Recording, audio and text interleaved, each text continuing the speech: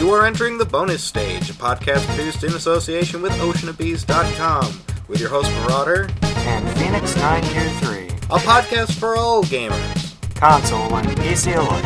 Welcome to Bonus Stage. Hello and welcome to Bonus Stage, a podcast produced in association with oceanofbees.com. As always, I am your host Marauder. And I'm Phoenix923. And this is episode 29. We are recording this on April 25th, 2013. It's been a while, so, you know. A lot has happened. The snow has melted, the sun has come out, people are happier in general.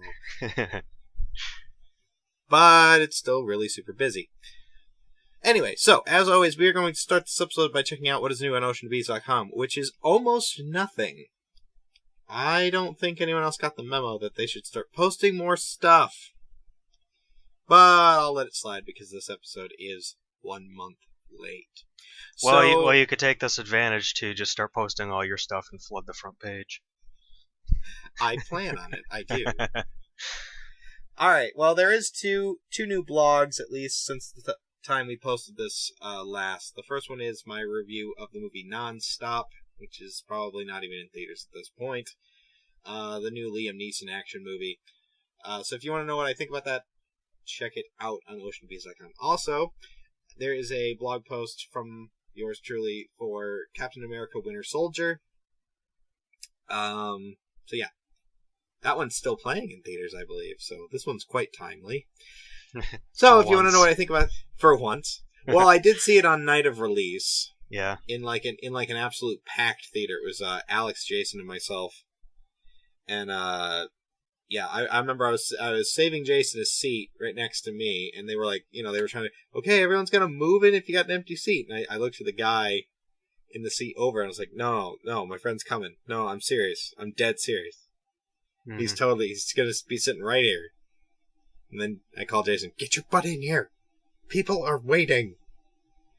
Anyway, so yeah, if you want to know what I thought about Captain America Winter Soldier, go ahead and check that one out as well. I don't think there's an actual header for that on the website yet, but if you just click on Nonstop, it'll just bring you to my general blog list, and you can just read it there. Yep. Alrighty, so, we got a couple topics to talk about today. One's kind of a news topic, the other one is just kind of a nostalgia trip. So, on to the news topic. Who likes Mario Golf? I do. Yeah, me too. It's great on the 64. It was great on the Genesis. Yes, it was really great on the Sega Genesis. Mario. I'm sure there's some bootleg cartridge showing like an 8-bit Mario. Like someone just changed all the sprites. Yeah, right? from like a different golf game. This is Mario. Yeah. No, but it was really good on the GameCube. It was really good on the few that they had on the portables. And obviously, they're going to come out with a sequel called Mario Golf World Tour for the 3DS. Suspiciously, I thought it was for Wii U. It might have just been wishful thinking, because that system almost has nothing to play on it at the moment. But I'm pretty sure they're just waiting for the holiday season. They're waiting for Mario Kart to come out, is what they're doing. Oh yeah, because that comes out end of May, I believe. Mm-hmm. Anyway, but, so yeah, the Mario Golf game, something I was really kind of looking forward to buy, except recently. I have out about it. I have since decided not to purchase the game, which I was actually looking forward to buying when I heard about what they were going to do with it. Basically, Nintendo is jumping on the bandwagon of Season Pass. For those of you who don't know, a Season Pass is when you pay upfront for all of a game's DLC at a reduced price, and you can download it as it becomes available. Anyone who listens to this podcast knows how much I don't like DLC. I really, really hate DLC on console games. Well, I don't mind DLC. I just hate the stupid vanity, color swap DLC, the stupid like small time weapon DLC, just anything that doesn't actually add content. The stuff that's more of a microtransaction than an actual DLC. Yeah, pretty much. Like anything that expands on the game, gives me more missions, gives me more areas to explore, I'll gladly buy. But other stuff, I just don't care. Yeah. Anyway, so what Nintendo's going to do with Mario Golf World Tour is the game is being dropped to $30. That's a plus. Because usually 3DS games launch at $39.99. This one's launching at $29.99. And then for $15 more, you can buy the Season Pass, which gives you 3 DLC packs and 4 extra characters, one of which you can only get if you get the Season Pass. Oh no, I think they said it was available later. Yeah, it's available once all of the DLC is out. Right, so I think you get it early then, maybe? I don't know for sure, exactly. But basically, they're adding 108 new holes and basically 3 new cups, which equal about 108 holes each, or total, whatever. Which about doubles the number of holes that the game actually has. There's a few reasons I don't like this. One is I never really saw Nintendo as being DLC. Like I said, they're jumping on the bandwagon of this whole Season Pass thing, which they never really did before. Plus, didn't they kind of, refuse to do that, and they kind of refused companies who did do it to not do it on their console as well? They seemed to be against it a lot of the time. It was really kind of... I don't know. It's like they never did it before, and they would always talk about how, like, the only way to sell more games is just to make your games better. I remember that was something Reggie Fils-Aimé said at one point. He's like, yeah. well, one way we can fight used games is just to make better games. Yep. They didn't seem like the kind of company that was... I don't want to say nickel and diming, because what they're offering here isn't necessarily nickel and diming. At least, it's not a microtransaction. That comes in their next game. No, that comes in whatever game is already out for the 3DS. That stupid free one. Oh, well, that's not really microtransaction, because what you do is you just pay a one-time fee to unlock the game in its entirety. But there's multiple games. What? 3DS. Oh, you're talking that stupid baseball, whatever. The dog thing. Yeah. Yeah, I can't remember what that... I choose not to remember because it's stupid as hell. I'm certainly not buying it. Anyway, alright, I brought up an article here just to get more specifics. I'll have a link to this article, by the way, in the info pane on the YouTube video, so if anyone wants to check it out, feel free. Okay, the first thing is, the game's launching on, I think, May 1st, if I'm not mistaken?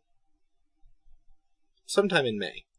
The first DLC pack is going to come out on May 2nd, pretty much right when the game launches, which really upsets me, because that just basically means, oh yeah, we have this done, but we're going to put it out separate, because then we can make more money. There's going to be 3 DLC packs, the Mushroom Pack, the Flower Pack, and the Star Pack, each one releasing a month ahead of each other, so the first one's in May, the Star Pack, or Flower Pack will be after that, and then the Star Pack will supposedly arrive in June. Each brings 2 new 18-hole courses and new playable characters, Toadette, Nabbit, and Rosalina. And if you buy the Season Pass, you get a Golden Mario, who's basically a cheat character because every time he hits the ball, he gets coins. Which, okay, I guess. It's $14.99 US. And you can buy these separately. Now, like I said before, there's a couple reasons I don't like this. I don't know. DLC on Nintendo consoles always feels really wrong. Granted, I never liked DLC on any consoles ever. Especially Season Passes. I never bought a Season Pass for anything. I always thought it was... You're paying for something that's not even done yet. Yeah. Like, gee, I hope the Star Pack is worth the extra $5, because if it's not, it's the same problem I have with Kickstarter. Like, I've backed a couple Kickstarters, but I've completely removed myself from that website. Well, obviously, I'm still waiting for the stuff I bought to come out, but I mean... Yeah, we've kind of vouched to a pact to never back anything else on Kickstarter, just because I'm tired of waiting a year, 2 years for what I bought. And with Kickstarter, it's like, I understand that's what you get.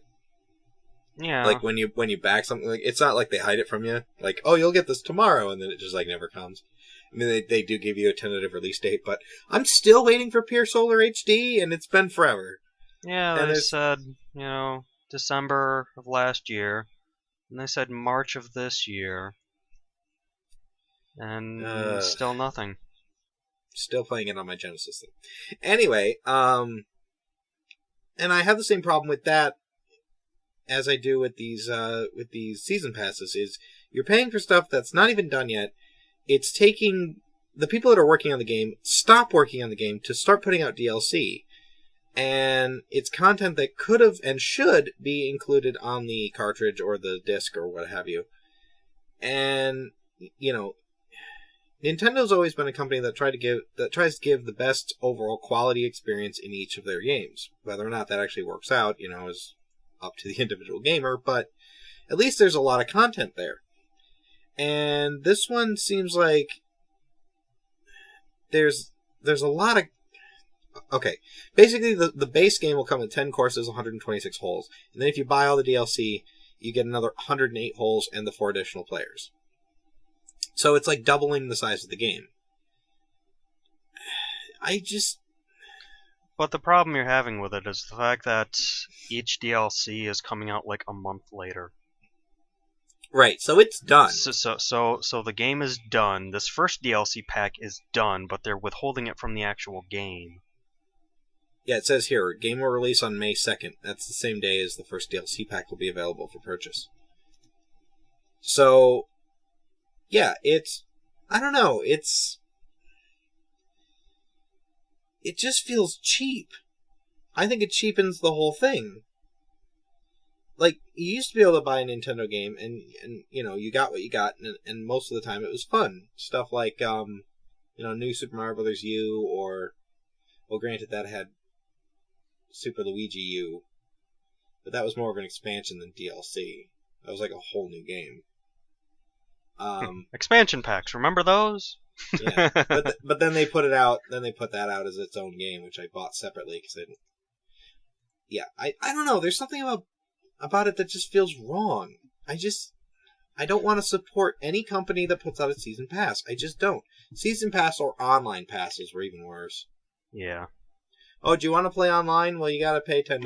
Why? Because you bought the game used. So, well, gotta get money out of you somehow. But I bought the game. Yes, but you bought it used. It's like... I think this is just more or less coming from as a shock that Nintendo's actually, doing this, when before they always sold you a complete experience. And they seemed so against it, too. Yeah, they were completely against it. I mean, I remember them outright, refusing other companies from doing it in their games, released on the console. They wouldn't let EA put Origin on the Wii U because of that. Yeah. So, it's... And then you've got Reggie Fils-Aimé, who, when he was asked about, how do you combat used games, he said, well, we'll make better games. And it's like, great. I don't know, it just... Something about this feels wrong. On top of that, it's also the way that Nintendo handles the DLC that I don't like either. When you download a DLC...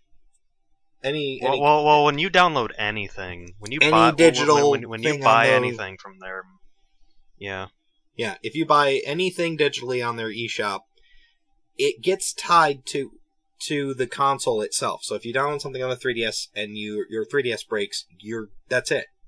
You don't get that game back. You have to then go back and purchase the game again. That's why when you get a Wii U or you get a new 3DS, you have to have the old one around long enough to do a system transfer. Which is the absolute worst way to do it.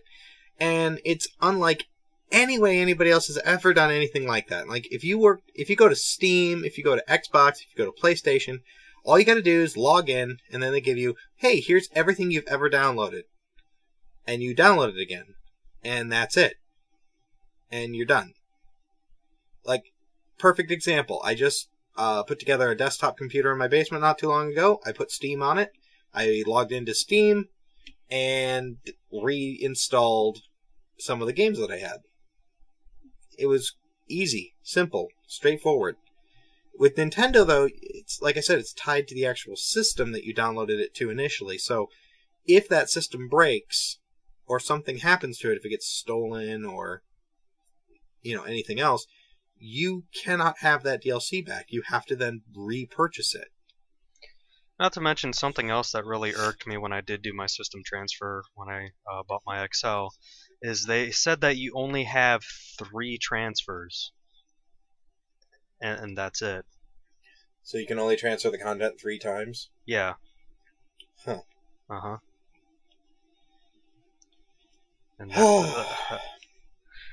yeah, I don't know. It's just I was really hopeful when they had this whole Nintendo Network thing come out. I really thought that it was it was something we were talking about last time too.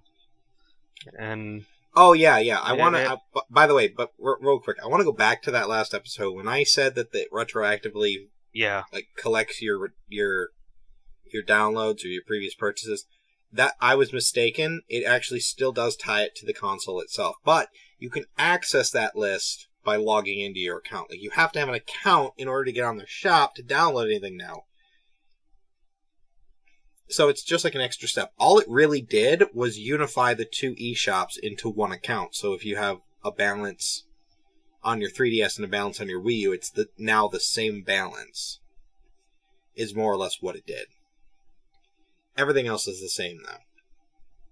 Which makes it completely pointless. Which makes it entirely pointless. Well, not entirely. At least now, when you buy a gift card or something, you don't have to choose which system to buy it on. Because that's what happened to me. My sister bought me for my birthday an eShop gift card because I wanted to get Earthbound on the Wii U. But I ended up putting it on my 3DS because at the time you couldn't unify the two. And there was more stuff I wanted to buy on the 3DS. Yeah. So I put it on the 3DS. But now you have that option of just putting it on either, and it works on both. I still hate the way that it ties itself to the console. I think it's pointless, especially now that you have to have an account, and you have to log in and create a whole persona and things for like the Miiverse and so forth. It just... I don't know. I don't like the way Nintendo handles their DLC. I don't like what they're doing with this Mario Golf game. And they've also kind of soured me with that Mario Tennis Open, was it? Yeah, that's whatever what the it 3DS tennis game was. That was really shallow in content. I was surprised it was getting the review scores it was getting, because I actually found it really dull. Even when I would play with other people, I found it really, really dull.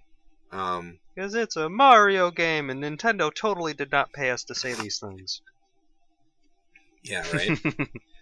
And I was really excited for this golf game, because I actually do really like Mario Golf, and I thought it'd be fun, but yeah, like I said, I was going to get it, and I generally do not like sports games at all.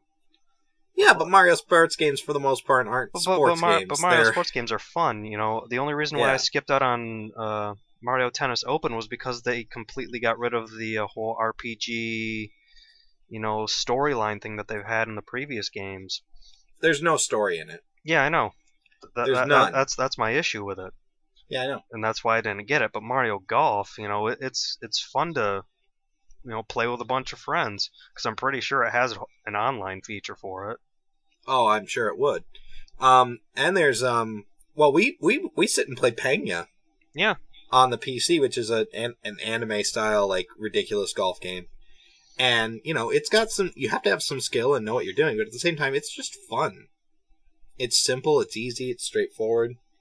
And yeah, we're not against, like, Mario Golf being a sports game, or in theory, a sports game. Because it's always fun. But I don't know. There's something about this whole DLC season pass thing that just rubs me the wrong way.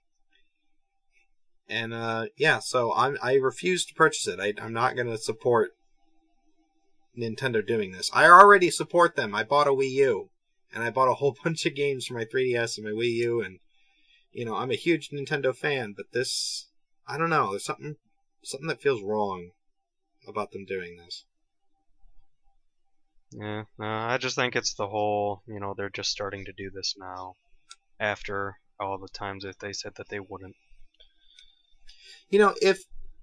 I think if they had a unified account system that let you log in and download your DLC, Yeah. then I'd be okay with that. But the fact that it ties itself to the console, like I've said before, really upsets me. Because if anything were to happen to the system, you'd lose all of your purchases. Mm-hmm. And I've read stories of people who call Nintendo support, and they literally are like, "I'm sorry, there's nothing we can do for you." And like you, I was hoping they would have fixed that, and I thought they did when they unified the two account systems, but sadly, not so much. Anyway, I will have a link to this article down below if anyone else wants to read about it, and let me know what you think. Leave a comment in the comment section below or on oceanbeast.com in the forums. It's something that I think, you could go either way on. I've read some people really, really like that they're doing this whole DLC thing and basically doubling the content, and other people don't like it because they feel that it's content that should already be in the game, which is, I think, my view. Yeah. But on the positive side, the game is, $10 less. It's almost like they think they don't have enough content to charge full price right out of the gate. So then they cut the price down by $10 and then they're releasing new content as DLC. Right, and then sell you the rest of it separately. Uh-huh. Which, yeah. Oh, on a side note, Nintendo did lower the price of a couple of their 3DS games. Super Mario 3D Land, Donkey Kong Country Returns, New Super Mario Bros. 2, and there's, I think, 2 others. Mario Kart 7. And... What about Zelda? No, not Zelda, not yet. Of course. Yeah, but they dropped it to $30 now, which is nice. Yeah. There's one more game in there, but I can't remember which one it was. Oh well. So that's nice. At least they finally realized they could lower their prices, because Nintendo games never ever go down in price. It's the only way they can make up for all that shovelware they produce. Well, they don't produce it. They just license it. That they allow on the system. Yeah. Yeah. I mean, I like my Wii and all, and I do, and I have a lot of good games on the Wii, but man, when you walk into GameStop, you gotta be careful. There's so much shovelware. Anyway. So yeah. So again, leave your comments in the comment section below. Let me know what you think. If I'm wrong, tell me I'm wrong. I disagree with you, but could be an interesting conversation. All right, moving on to our next topic. This previous Monday, which was the 21st of April, marked the 25th anniversary of Nintendo's first handheld system. Well, I don't want to say first handheld because they had the Game & Watch before that, but their first line of cartridge interchangeable, the Game Boy. Mm. So, yay! And 25 years ago, it got released and basically changed the world forever. And I don't say that lightly. 25 years ago and my brick still works. Yeah, my Game Boy still works. All 5 of them still work. No problems. Yeah, so in 1989, there was a guy who worked at Nintendo named Gunpei Yokoi, who worked on the Game & Watch series, as well as he also worked on the Metroid series, and he had a fascination with something that was called withering tech. Basically taking out-of-date technology and making it useful again. And so what he decided to do is he was going to take this concept of withering tech and he was going to make a handheld. And he did, and he made the Game Boy. And it basically, it was a very, I don't want to say it was low powered, but it was a very adequate handheld for the time. It didn't have a backlight, it didn't have a color screen, it had one screen that displayed, well, they call it gray, but really on the first model it was like a pea green color. Mm-hmm. And like four other shades of pea green. So that's all it could display, and that was it. And it was insane. Because he used this concept of withering tech, though, they were able to make the Game Boy very cheap. I think the Game Boy launched at $90 back in '89, which doesn't seem like a lot now. I mean, it was more then, but when you compare it to things like the Atari Lynx or the Game Gear that came out, I think the Game Gear came out at almost $200 or $150. Yeah, I don't remember. It was certainly more than the Game Boy. It was a lot more than the Game Boy. And so they've always used this concept to make their handhelds, at least until the 3DS. I think the 3DS, is a little on the pricey side still, but to make it affordable and approachable for everybody. And that's really the legacy of the Game Boy, I think, is it was this very modest handheld that they put out at a very cheap price point, and it took off, and it spawned the Game Boy Pocket, the Game Boy... Actually, first it was the Game Boy Play It Loud series, which was, they took the original gray brick of a Game Boy, and they gave it color cases. Like, not an actual color screen, but the outside casing was different colors. After that, they did the Game Boy Pocket, which was a modest upgrade to the tech at the time, but it was still, I think that one was actually gray. Well, wasn't that one actually more black, though? Yeah, it was black. Yeah, I kind of remember it being way dark. Yeah, they got rid of that brick. pea green screen, and they went with like a more traditional LCD that was like black and grayish, whatever. And then they went to the Game Boy Color, which was a thing. That was something very strange. I never quite understood the Game Boy Color because maybe it's because I never bought any games because Pokemon came out, so I'd buy a Pokemon game and I'd be set for about 5 years. Uh-huh. Because basically it had the same color palette, I think, as a Nintendo, if not slightly more. As like an original NES. So it had color, but I never really looked at it and went, oh my god, look, color! Because it was always very kind of muted. And I don't know. It's weird. And then after the Game Boy Color, they released the Game Boy Advance, and then the Game Boy Advance SP, and then the SP01 or 02. I can't remember. Whichever one had like the really cool LCD screen. Flip cover. That was actually backlit instead of frontlit like the original SP was.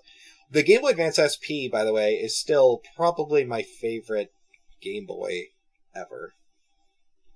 The fact that you could close it, protect the screen, put it in your pocket, it was really tiny. Well, my only one gripe with it is it's kind of on the thin side in terms of, Oh, yeah. Space with your hands. Yeah, up until that point, they had been using AA batteries. I think the original Game Boy took 4, the Game Boy Pocket took 2 AAAs, the Color took 2 AAs, and then the Game Boy Advance took 2 AAs. But when they went to the SP, in order to maintain battery life, because that was always something that they touted with their handhelds, was how long they could last. I think I read just before we started this podcast that the original Game Boy on 4 AAs lasted 30 hours, which, compare that to today's handhelds, which barely last 5. Yes, it's really impressive when you think about it, considering that at the time the Game Boy or the Sega Game Gear, I think they said really on 6 AAs lasted between 3 and 5 hours. Yeah. So, that was really, really impressive. And, then the Game Boy Advance SP went to the Game Boy Micro, and then right around that time they were shifting to the Nintendo DS. I remember they launched the original DS and they kept talking about it like it was an experiment. Like they didn't quite know what they were going to do with it, but they're like, oh, well, we'll put this out and see what happens. And it just exploded. It went absolutely crazy. And I think up until the DS, the Game Boy was their top-selling system, or at least line of products. But the Nintendo DS has actually outsold it. If you include, obviously, all the variations and things like that. Yeah. So, that's impressive for the Game Boy to last that long as a company's top-selling product. And then they announced, I don't remember what year, I think it was 2009, but it might have been 2008, where they announced they were going to stop using the Game Boy name. Mm-hmm. And, which, that's fine. I still call DS's Game Boys. Same here. I don't know. It's just burned into our memory. Yeah, it's force of habit. Of 20 years of calling it a Game Boy, you just don't call it something else. It's force of habit. I mean, it's 25 years ago they released it. They said this is a Game Boy, and for 25 years that was a Game Boy. I even had a problem growing up. My one of my older sisters got a Game Gear, and I would still call it a Game Boy. Any handheld was a Game Boy, and but it was really impressive how well the Game Boy did. I mean, it I wouldn't say it had tough competition. It never really had tough competition, but there were a couple companies that gave it a shot.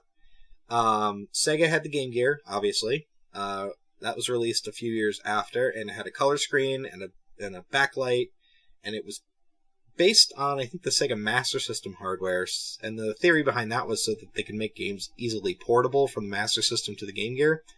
Mm-hmm. But, like I said before, it lasted between 3 and 5 hours. The third-party support wasn't as great, and it was more expensive. So it just kind of faded away. I still stand by the Game Gear had some really nice games, though. But certainly nothing that could compete against the Game Boy in a lot of ways. The only other major competitor, at least at the time, that I would at least call somebody who tried was the Neo Geo Pocket Color, or rather the SNK Neo Geo Pocket, which was more or less a Game Boy Advance. At least it looked a little bit like that. It didn't have quite the color scheme, but it was around that powerful, and that didn't do very well. The Game Boy just crushed everything. It really wasn't until Sony released the PSP that Nintendo had a decent viable competition.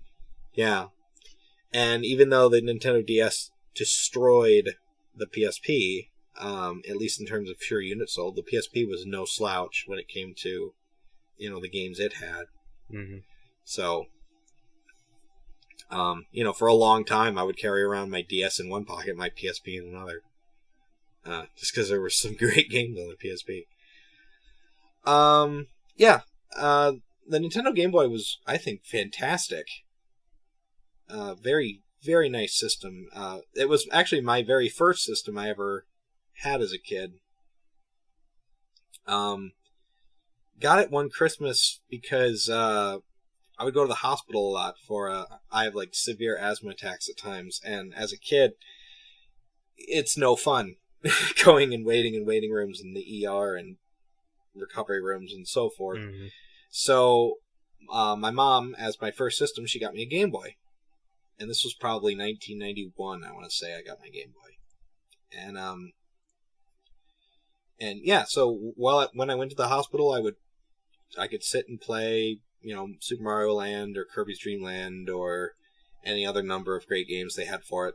And I knew looking at it, it wasn't as powerful as my sister's Sega Genesis at the time, or, even the Nintendo Entertainment System, at least, because it wasn't in color and things like that. But I didn't care, because you could play Mario on the go. Suddenly car rides weren't boring. I would take that thing everywhere with me. It was my family often made fun of me, or jokingly, of course, that that the two of us were inseparable. But I'm not kidding. I had it in my pocket everywhere I went. I took it every day to school. I took it to church and anywhere else I would go. I even had a little carrying bag that zipped up that held all my games and cables and extra batteries and things. And yeah, it was a great little system. And even now I go out to use game stores and I always kind of browse the Game Boy games and pick up one or two just because I want to see like what else I missed. And there's some great games on the Game Boy. Obviously, Kirby started on the Game Boy. You had the Super Mario Land series, which was kind of weird if you compare it to the the console versions. Yeah.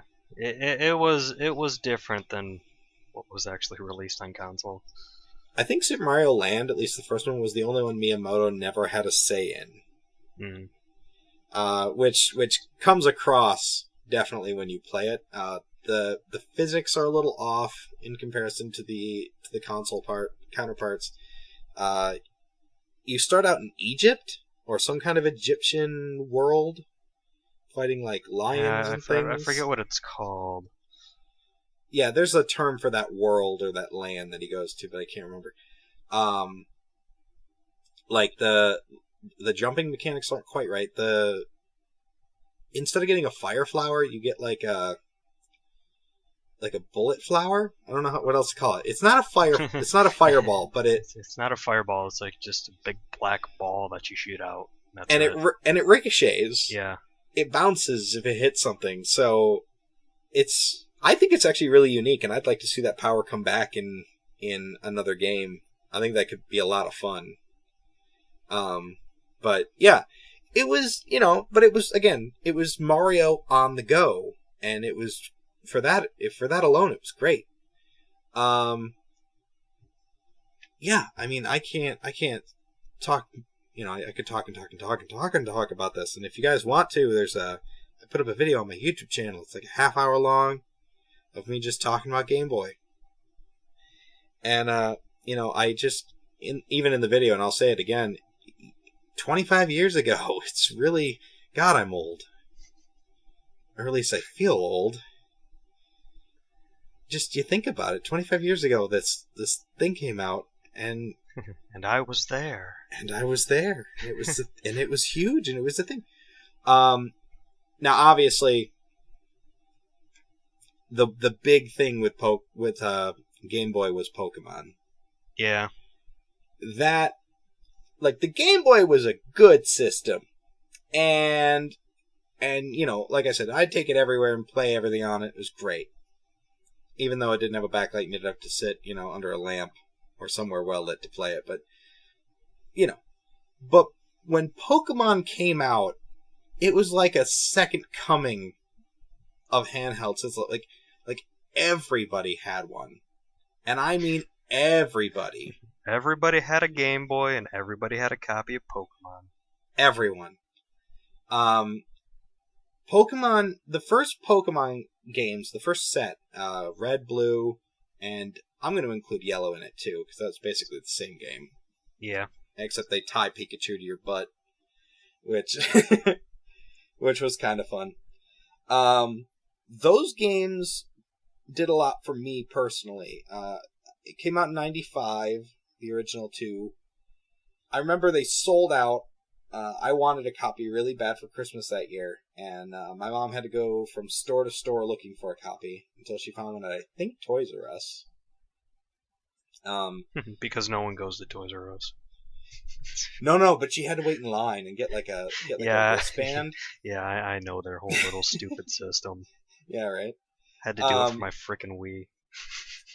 Oh God. Yeah.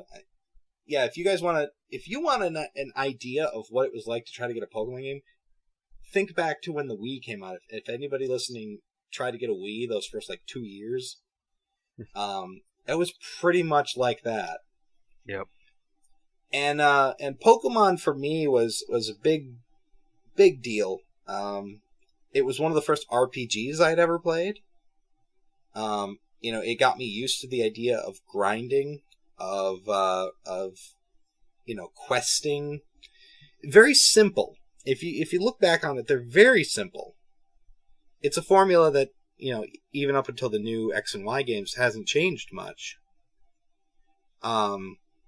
Obviously they've added to it, but the basic core is still the same. It's very simple RPG, very easy to grasp and understand.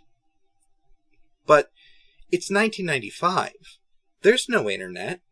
I mean, there was, but not as widespread as it is now. I certainly didn't have 24/7 access to it like I do today. The good old screeching dial-up. Yeah. Oh God, I don't even want to think about what that sounded like. Yeah. I remember we had to unhook the phone and plug it into the computer and then dial out to the internet, and then someone would call and knock you off the internet. Yep. No, for me, as when we were just on the internet, no one could call us, and I just remember one day specifically where we just kept getting call after call after call when my dad just got up and said, "Does anyone want to go on the internet?" Because he was just tired of people calling us that day.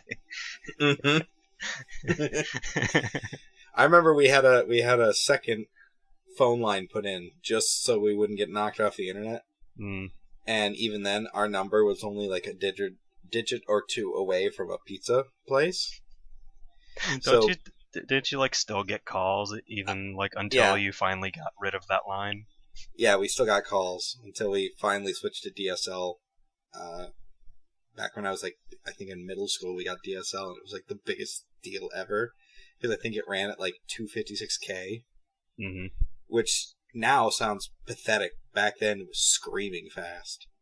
You could load pay. I remember there was a website called ifilm.com, which is like what YouTube is now, but before YouTube. And when we had a 56K modem, whenever you had to watch a video, you would click to load it, but then you just like pause it and walk away and let it buffer out because it just took forever. Yep. But then when we got DSL, I would watch stuff on iFilm all the time because it was just so easy.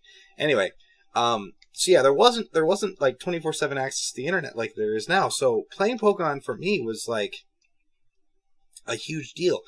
Pokemon would evolve, and I didn't know when that was going to happen. I didn't know what moves anybody would learn. It was all new. I didn't know, you never read anything online, any tricks or anything. You always heard it from somebody else, or at least I did. Somebody telling you about the missing no trick, or the, how to catch a Mew, or all these different little myths that they would talk about. And I remember I had to go get a link cable. It was the first time I ever had to actually go buy a link cable because everybody in my neighborhood had a copy, and we'd want to play. So what happened? We'd go out. I went out to Blockbuster and bought my link cable. Not to mention that there were other Pokemon that you found out evolved when you traded them too. Oh yeah, yep. There was like 4 or 5 Pokemon in each version that you had to get from the other color version. My younger sister got the blue version, and she eventually gave it to me after like a year because she didn't like it. And I had 2 copies, and I had 2 Game Boys. I had my Game Boy Color, and I had my regular brick of a Game Boy. And I would sit there and play both copies just to get all the Pokemon in both copies. Yeah, it was really, really insane. Just all of these. I mean, now you just look everything up on the internet. Oh, I want to know how to do this. And you just Google it or you search for it and you're done. But back then, there was no such thing. You had to find out from a person who either knew how to do it or knew a guy who told him how to do it. And, and the first time you beat that Elite Four, you really felt like you accomplished something. But I credit Pokemon with getting me into role-playing games, because until then I hadn't played any. From there I played, Shining Force, I played Phantasy Star, I played Final Fantasy was big, because that was right around when 7 came out. Mm-hmm. So I was not necessarily acclimated to them per se, but I was used to the concept. So going into an RPG, I kind of knew what to expect. unless you play something ridiculously hard, then, then it would just kick your ass. But, Pokemon was huge. And yes, I played the card game. And, Card game was awesome, though. The card game was fun. I did like the card game. I don't have any of the cards anymore, but for a while there, they were fun. I got more into Yu-Gi-Oh right after Pokemon because I thought Yu-Gi-Oh was a little bit more fun to play. But and that all happened on the Game Boy. And to think that a console that came out in 1989, I mean, when did they finally stop making games for the original Game Boy? Even like Pokemon Gold and Silver that came out in like 2000. Yeah, that was like well after the GBA. Yeah. You could still play those on the original Game Boy. Uh-huh. And also they released for the Super Nintendo, they released what was called a Super Game Boy, which was a cartridge that you could put a Game Boy cartridge into and then put it in your Super Nintendo and play the game on your TV. Which, when Pokemon was a thing, that was fun. I didn't have a Super Game Boy at the time. I actually didn't get my Super Game Boy until just a few years ago. But a neighbor of mine had a Super Game Boy. And so we'd go hang out at his house and watch Pokemon on one, and then after that we'd go to his room and play Pokemon on his Super Nintendo. And it added, 3 shades of color. So all of a sudden... Wow. Well, everything was just kind of one color. Yeah. And then you could change it with a button press when you launched it. Yeah, so Pikachu had it was a little yellow. And it was like, yay, he's a little yellow. Yeah, I mean, it blew my mind. They did the same thing for the GameCube too, but the Game Boy player for the GameCube, and that could play Game Boy Advance games, Game Boy Color games, pretty much everything. And I remember when I got that for my GameCube, I played Golden Sun on it. On my TV, I played the second Golden Sun game, and I don't think I slept that night. It sounds stupid. Like, you take these crappy-looking games, right? I don't even think they were 8-bit. I mean, they probably were, but these, grayscale, 2-color, not even colors, but games, and you put them on your TV, and it was like the coolest thing ever. And you'd play them because the games were good. Meanwhile, you had Sega over in the other corner, putting out the Game Gear, and nobody cared, and the 32X, which was, more powerful and more colors and better games and bigger games, and nobody bought it. And, you have this Game Boy that for more than a decade just kept pumping out great games, and it blows my mind they were able to keep that up for so long.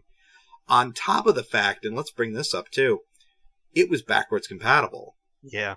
Before backwards compatibility was even a thing. If you bought a Game Boy Color, you could play your Game Boy games on it. If you bought a Game Boy Advance, you could play Color and Game Boy games on it.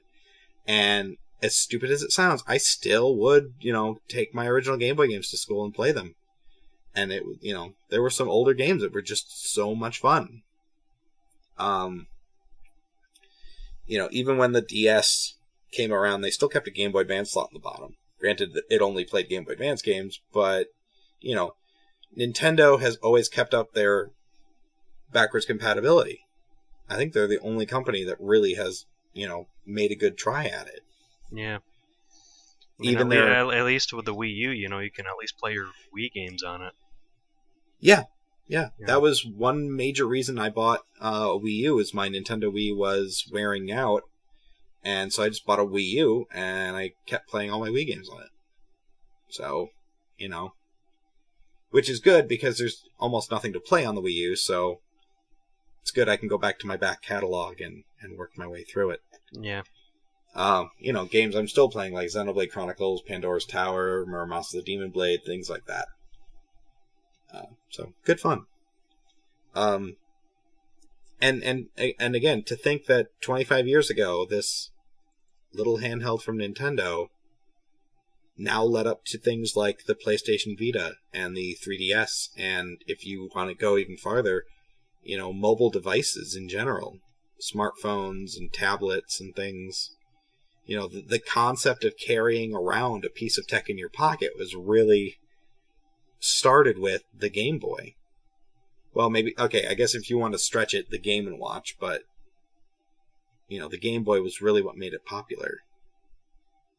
So, good on you, Nintendo. You always kept your handhelds cheap, and you delivered great exclusives, and, you know, I think that's what's really helping them with the 3DS, is they know what they're doing in the mobile space.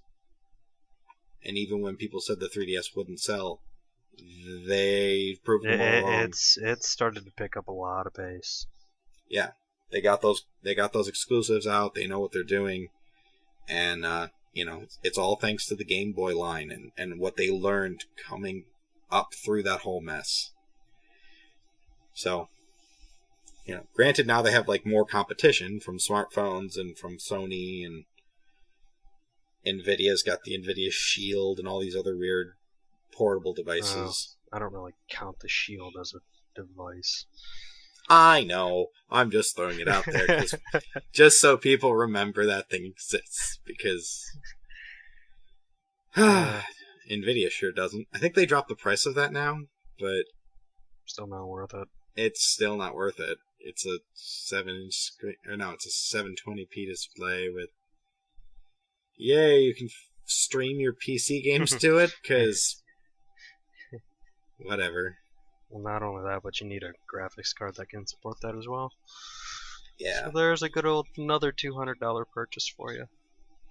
Yeah. On top of the whatever it costs for it now. Yeah, you gotta have a compatible hardware in your PC, and then you gotta be able to stream it to Shield, and then then the game's gotta be compatible with the controller. Mm-hmm. Because it's not a keyboard and a mouse, so. Oh, it sounded like a good idea. No, obviously, as soon as I heard that it was just a streaming device, I was like, that killed all of my enthusiasm for it. Well, no, it still has an Android side to it. Well, yeah, I know it has an Android, but the whole thing was that you could play Borderlands 2 on it.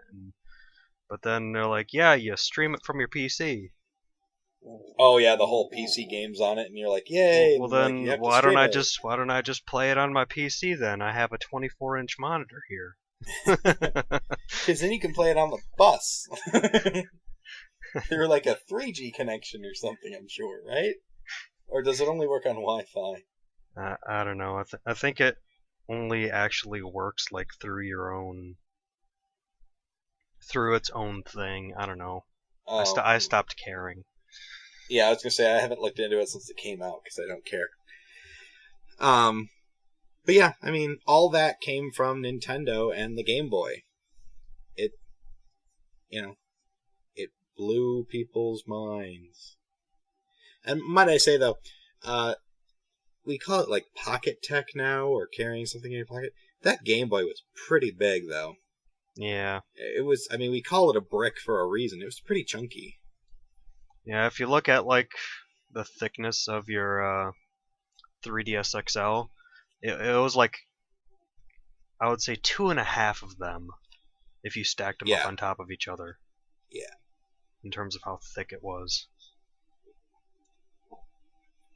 And yeah, like I said, the pocket was smaller. The pocket was great because that actually did fit in your pocket. Mm-hmm. Really thin, really small. The color was a little bit thicker and a little bit taller, but it was color ones, but it still fit in your pocket okay. The Game Boy Advance SP was probably the best they ever did. Yeah. Little square thing.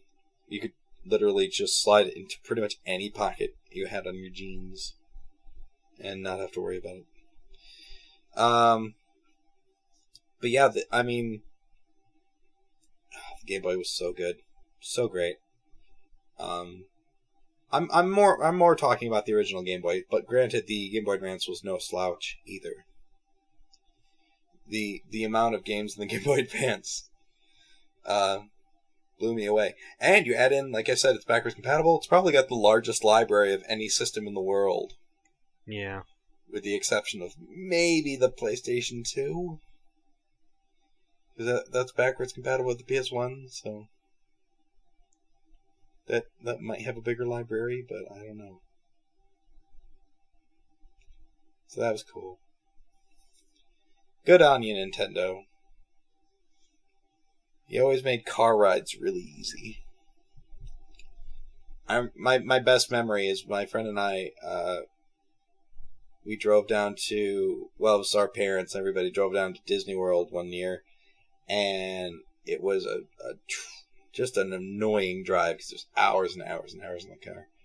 But I had Advance Warp on my Game Boy Advance, and a pocket full of batteries, so that's all we did, and it went by really quickly, and we had tons of fun with it, so...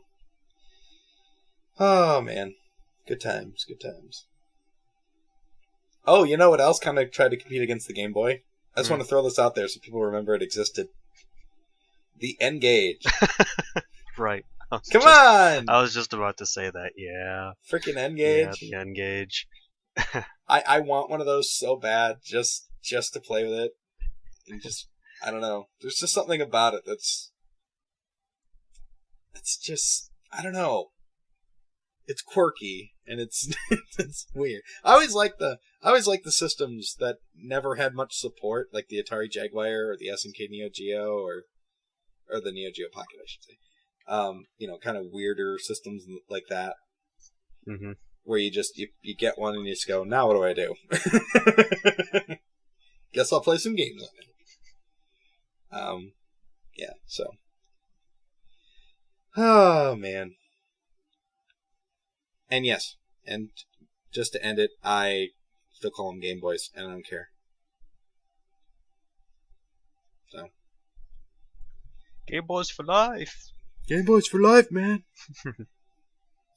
25 years, I feel old. Yeah, so anything else to add? No, I think we pretty much covered it. Yeah, Super Game Boy was kick-ass. Oh no! You know what was even better? Remember, I just want to bring this up because it kind of ties into what we were talking about. Pokemon Stadium?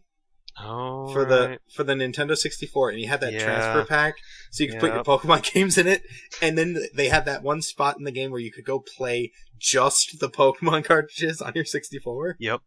And no other Game Boy games were playable on it. Because, okay. Transfer pack was just for Pokemon Stadium, and that was it. You know, that always surprised me why they never put one out for N64. Because they had one for the Super Nintendo, they had one for the GameCube, but not the 64. But they had the transfer pack, so they proved they could do it. Mm-hmm. They just never did. I don't know. Weird. They literally could have just sold a cartridge that just runs the Game Boy emulator on it, and then used the transfer pack to put the cartridges in and out of. Oh well. But that's how big Pokemon was. They released a game where all you could do was play Pokemon on it, and it sold. It sold like nuts. And it was kind of fun to see the Pokemon in 3D, because that was the first time you could do that. Mm-hmm. Alright, so that ends our discussion on the 25th anniversary of the Nintendo Game Boy. So, moving on, our last topic of discussion is games we've been playing. Now, we didn't do this last episode because we did our top games of the year last episode. So, just to shorten it out so we don't have to mention 2 months full of games, we're only going to talk about what we've been playing as of recently. More or less something within the last 2 weeks. Yeah, more or less something in the last 14 to 21 days. And not everything, just the highlights, as always. Yep. So you want to start, or should I? You can go this time. Okay, cool. A couple games I've been playing. So, nothing on PS3, nothing on Xbox, really. On Wii U, I did pick up Donkey Kong Country Tropical Freeze. I'm not a big Donkey Kong fan. I actually don't really care for Donkey Kong much at all. But there's just something about that game that looked like fun to me. I don't know. Yeah. Like, the reviews were coming in at really, really high, and it just looked like so much fun. And I got a really good deal on it when I bought it, because there was a bunch of discounts at a store nearby. So, picked it up, Really fun. If you want a difficult platformer, man oh man, Donkey Kong Country. I can agree with you there, because me and Marauder, we got together and we tried to play this. We were stuck on just the boss of one area for like an hour. Oh, the owl thing? Yeah, the owl thing. Yeah. World 2's boss was a pain. As a matter of fact, we were arguing with each other because it's like, you screwed it up. It's all your fault. And then it's like, eventually I was like, I do this myself. And so you put the controller down and I kicked it, and I finally beat it, but not without like dying 4 more times first. Yep. Yeah, that every single level will kick your ass. And if you're not on, like, you have to be on your game. You have to be ready to go. Because that game does not wait for you. In co-op, it's even harder because you have to work together. And you have half health. And you have half the health. So if one person gets hit, then your partner gets hit, you both die. And then it takes 2 lives away to respawn both of you. Yep. So you have basically half the number of balloons, too. Yeah, it just makes the game really, really hard. And it was already difficult to start with. Yeah, but no, everything about it's great. The music's great. The graphics are amazing. The amount of detail in that game is incredible. My only complaint with it is the load times. I don't know if they can fix that necessarily, but it takes forever to play because it takes the system so long to load the damn game. Yeah, but once it gets going, it's fine. Yeah, so that's fun. Super Mario 3D World for the Wii U as well. I've talked about this one on the last episode, but played more of that, actually did beat it. Or at least I defeated Bowser, but it unlocked another world. So I'm going through and trying to get all of the green stars now and getting to the top of all of the flagpoles and getting all the stamps and things, because that's the only way you can unlock anything in the further worlds. So, but still having fun with that. Yeah, that's pretty much it for my consoles. I did get a copy of a game for the Sega Genesis called Mazin Saga Mutant Fighter, which is a beat 'em up game for the Genesis based on the Mazin Saga or the Mazinger Z manga that came out in the 90s.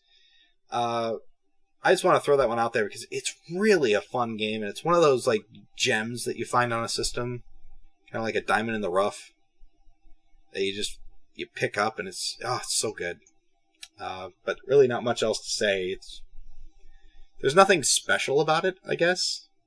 Like, there's nothing that necessarily sets it apart from a Streets of Rage or anything else, other than you're playing as a Power Ranger-esque character.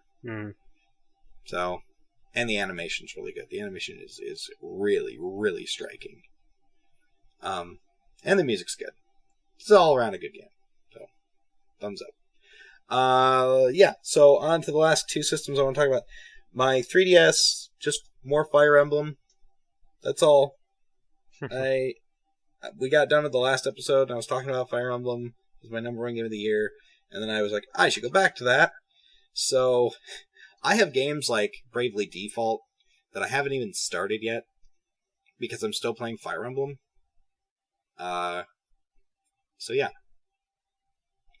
One game I do want to bring up on 3DS, Sonic the Hedgehog, Sonic Lost World on 3DS.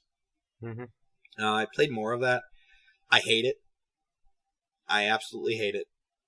The levels are long, they're really hard, and not in a good way. Like, Donkey Kong Country, Tropical Freeze, is hard in a good way.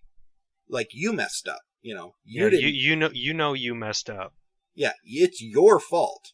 You got hit, you didn't duck, you didn't jump, it's your fault. Sonic Lost World is like, you think the game's broken, because you could have swore that you jumped, or you attacked the guy, or you dodged it, and sometimes the game doesn't respond. Sometimes Sonic... Okay, they gave Sonic in the game a wall running, like a parkour ability. which he's had in other games like Sonic Heroes, but in this game, anytime you're running, that you are in parkour mode. And so if you hit a wall, he'll just run up it, or run across it, or run alongside it. And it's very hard to determine when he's going to do that, and sometimes you don't want him to. But at the same time, you have to be running to dodge whatever's attacking you, so it's really frustrating. I don't know, the controls feel really slippery. The whole game is just a mess. And I got to like the 4th world or something, and I had to put it down because I was going to put my 3DS through a wall. I don't like it. Now, the one on Wii U I actually do like. It's still a little glitchy, but it's not as bad. But man, the one on 3DS is just terrible. So do stay away from that. Unless you're a Sonic fan, like a massive Sonic fan, then nothing I just said will matter. And you have to own every Sonic game like you. I know. I'm the kind of person, I want every Sonic game, and so I went and bought it. It looked great. The 3D in it is really good. On the 3DS, I don't know. I can't stand it. Alright, and on to the last thing I want to talk about. On my PlayStation Vita. Yes, I'm going to talk about my PlayStation Vita. I bought a game, and this is all thanks to Phoenix, because he recommended this, and showed me the store page, and told me to buy it. Mm-hmm. And I did, and it came. Is Danganronpa Trigger Happy Havoc for the PlayStation Vita. And I'm going to say this now. This game came out this year, right? Yeah. Game of the year. I'm going to put that stamp on it right now. I don't think I'm going to play a better game this year. I'd be surprised if I do. So basically, I'll just call it Danganronpa. Danganronpa is a game. It's a visual novel of sorts, similar to games like, if anyone's ever played 999 on the DS or Virtue's Last Reward on the 3DS or Vita. There's also a game called Hotel Dusk Room 215 on the DS. Any kind of Ace Attorney is a good example. Those kind of games. Story-driven, visual novel-style games. That's what this is. But basically the plot is you play as... I can't remember the main character's name. Makoto? Or something? Basically, you get invited to this school for the Ultimates, called Hope's Peak Academy. And when you arrive, you're knocked unconscious, and you wake up in another room, and all the windows in the school are bolted with steel metal, and there's 14 other students that are all the Ultimates in something that are all in the school. So you have things like the Ultimate Moral Compass, the Ultimate Fanfic Writer, the Ultimate Fashionista, things like that. The Ultimate Biker Gang Leader, and things like that. And this bear shows up, named Monokuma. I want a plushie of this thing. I want it really badly. I don't even care what size it is. I just want one. Well, there's that one that I linked you a couple days ago. Yeah, I know. That's like $40. And it's handmade. And I'm not paying that much. But I mean, if NIS America ends up getting, getting some merchandising going, I'd totally be onto that. So basically, he tells you that you're all locked in the school for life, and there's no way out. And the only way out, there is one way out, though. The only way out is if you murder somebody and get away with it. And so it's kind of like Battle Royale mixed with Ace Attorney. If anyone's ever played Battle Royale, or I guess the Hunger Games would be a more popular known thing to compare it to. Yeah, it's a better known comparison, but really Battle Royale was better. Yeah, it's kind of like that. So the game breaks itself up into various parts. So the days usually start, you have a room and you can go around and talk to people in the school, and when you spend time with various characters, that'll boost your skill points and give you different abilities. You can also buy little gifts and give them to the different characters, but it has to be something that they'd actually use. So there's one girl that's a really good swimmer, a really good, athletic character. And so you can't just give her anything. You have to find something you think she'd like. And so at one point I had a swimsuit that I pulled out of the store. And I was like, oh, cool, I'll go give that to her. So I did, and it, she liked it, and it boosted my relationship with her and gave me more skill points and things like that. So that's part of the game. The next part is when somebody actually gets murdered. Then it turns into more of a investigation style where you go and you look at the crime scene and you go talk to everybody and you collect clues and things like that. Then you go to the trial phase, and the trial phase is the most interesting part of the game. Basically what happens is you have what's called a trust meter. So during the trial, everyone's going to be accusing everybody else. And you have to use your truth, or the things that you gathered, your evidence, as what they call in the game truth bullets that you put in your gun of truth, and you use the bullets to shoot people's false statements, if that makes sense. It turns itself into kind of like I don't want to say a first-person shooter, but kind of like a rail shooter, if that makes sense. You'd really have to see it. But, you use the bullets to destroy the fake, or the false statements, and then you have to slowly build your case to try to figure out who did it. If you get it right, everybody lives, and the person who murdered the person dies. If you get it wrong, everybody dies and the game is over. Granted, you can reload your save, so that's not really a problem. Yeah, I mean, there's not a whole lot to the game in terms of the gameplay. It's really simple. Obviously, it gets more and more complex the longer you play, but I mean, it's very much reliant on the story, on the characters, on the dialogue, that kind of thing, like an Ace Attorney game would be, where it's one of those where once you play it through, that's it. Like, there's no alternate endings, there's no, secrets to find, there's nothing. It's just... Yeah, I remember that was one thing that I did ask you. Like this was even before, where I was like, hey, could you, do me a favor? Start a new game, but talk to someone different that you did. Because I remember, because you said the first person that you talked to was killed. Yeah, there's a character you talk to, very first character, and you start to build a relationship with that character, and then that character's killed. And I thought, well, if I talk to somebody else, I wonder if they die instead. So I started a new game, and no, it's the same people dying in the same order. Which is both good and bad. It's bad because there's almost no replay value to it. But it's good in that the story can be very focused. And the pacing can be very deliberate. Because if it knows what it's driving you towards, it knows when to take you there and things like that. So, much like the Ace Attorney games. Right. Yeah, it's very much like the Ace Attorney games. There's no puzzle solving whatsoever. The only puzzle solving really is trying to figure out, what truth bullet to use on whose statement and how to prove it either true or false and things like that. I mean, the trial phase is really the puzzle phase. But, you don't go around... It's not like Professor Layton, where all of a sudden the game will stop so you can solve a puzzle about how many sheep lived on one side of a mountain. It's like... Yep. It's like I said, it's very deliberate in what it's doing. The characters are fantastic. There's twists and turns that you don't see coming. You just get so absorbed into this game. And it's really creepy. I was playing it last night, and I had to stop playing. Not because I didn't want to, but because I was so unnerved by what I was doing, by what was happening.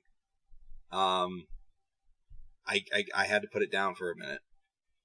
The entire game also has this really interesting art style, something I hadn't seen much. Like, all of the areas are like 3D. Well, you don't move around like you would. You don't walk around anywhere. All the rooms that you go into are just static rooms, right? And then you point and click on what you want to interact with. On the plus side, if you press the triangle button, it highlights everything you're able to interact with.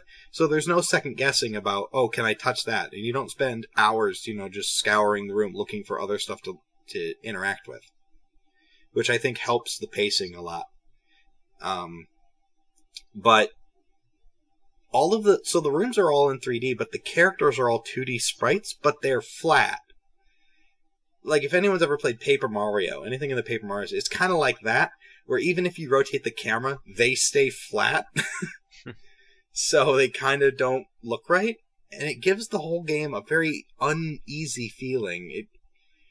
I don't know. Like I said to another friend of mine at work, it puts you on your left foot. And it takes you a while to get used to it, so where you can actually start moving forward. And, I don't know. Everything about it is fantastic, and I am absolutely in love with it. I was lucky enough, thanks to Phoenix's early recommendation, I was able to get the collector's edition, or the limited edition, off of NIS America's website, which comes with an art book and a soundtrack. And the soundtrack is worth every penny. The music is one of the best parts about the game. And it's certainly a soundtrack that I'm going to cherish for a long time, because it's just that good. So I think it's the one of, if not the game to own a Vita for. I know there's a sequel, Danganronpa 2, that was released. Oh, by the way, the whole thing they ported it from the PSP in Japan. So this is also the first time the game's actually been over here officially. So there's also a sequel they released on the PSP that I'm hoping they'll bring over here as well. And I'm checking their website. Yeah, it is. It is. Oh, good. Well, I'm checking their website every day until the pre-order pops up, because I'm immediately going to pre-order it. Mm-hmm. Because I want to get the limited edition again. And, I mean, there's if I tell you anything about the plot, because it wrecks the game then. Because that's the whole point, is, like, the story, so. But no, it's a really great game, it's super enthralling, and like I said, probably going to be in my game of the year, if not really high up on my list, come the end of 2014. So, yes. I've gotten a couple other Vita games, but that's the only one I've ever actually put any time into. I want to beat it before I get to anything else. So every night's just been me playing my Vita. So, that's it. That's all I've been playing. Just those few. Cool. Well, kind of good news for me, actually really good news for me, is that my games library has kind of grown a little bit. Because I bought a Vita. Yes, you did, and I was shocked when you said you did, because I don't know. Just one day we were hanging out, and you're like, hey, I got a Vita. Well, the thing is I never really had a reason to get a Vita.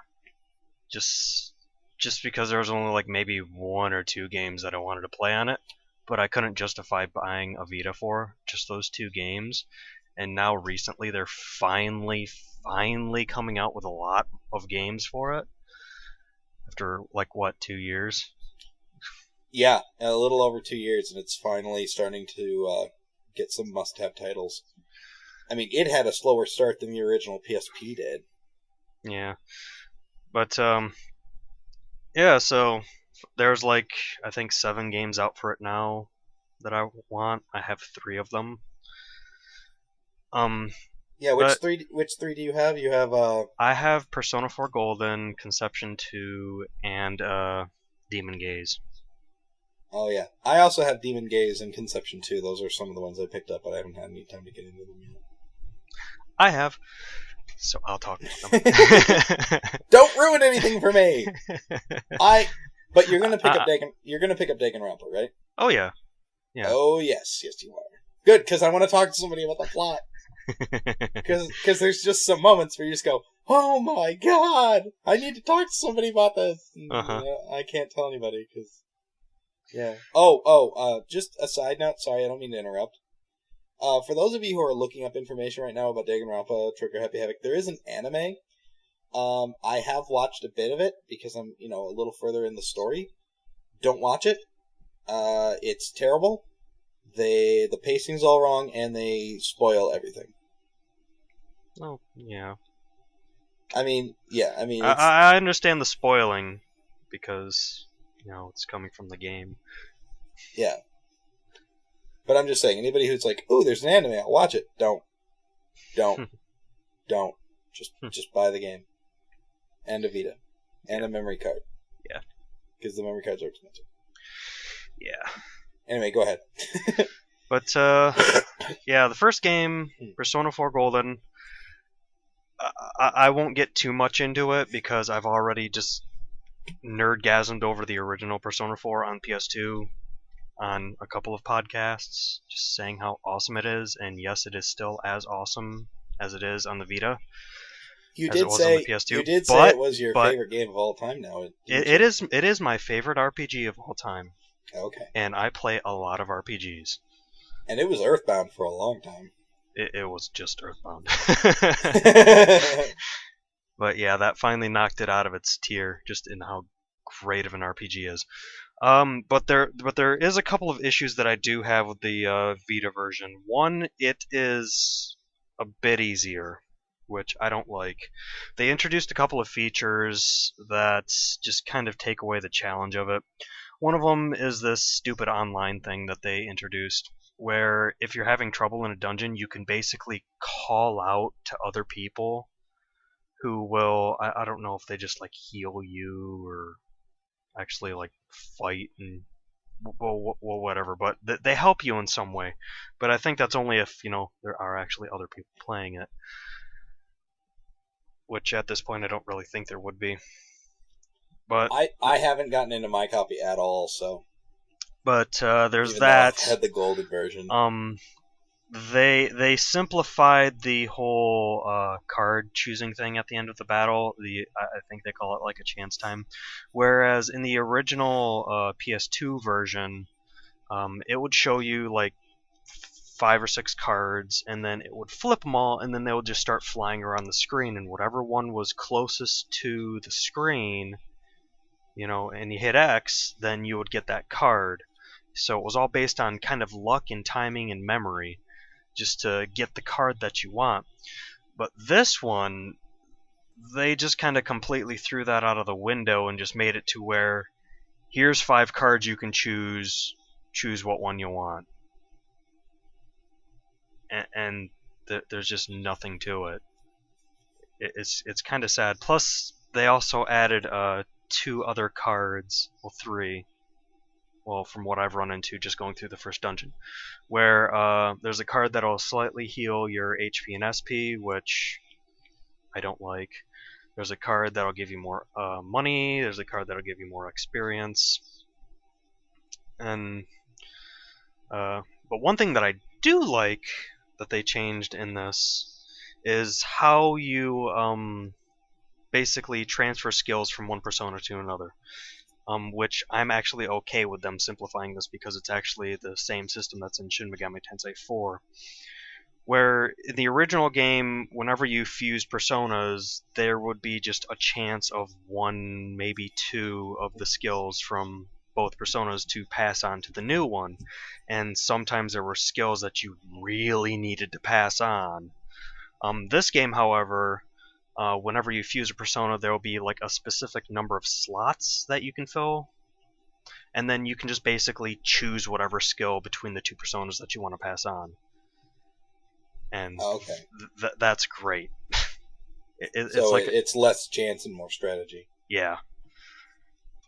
And then they also introduce, which I'm kind of leery about, this whole skill card system, where after battle, it's another one of the new cards that you can get through the chance thing, where you can get a skill card, which is basically a skill like Dia, Agi, Garu, things like that, and all the variants of whatnot.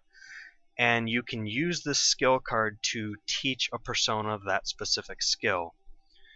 And they introduced a new character within the Velvet Room that you can buy these skill cards from, but only if you've given one to her. then you can just go and buy whatever skill card that you gave her as many times as you want. So I'm just kind of like, that kind of ruins the point of finding specific personas for their specific abilities, but it does kind of make it a little easier in getting the abilities that you want. So I'm just like, whatnot. But So you're okay with that or no? like I said, I'm a little leery on that. I probably, Okay, so I probably won't use it just because I do find it making the game a lot easier. I mean, right. You're still feeling it out, basically. yeah.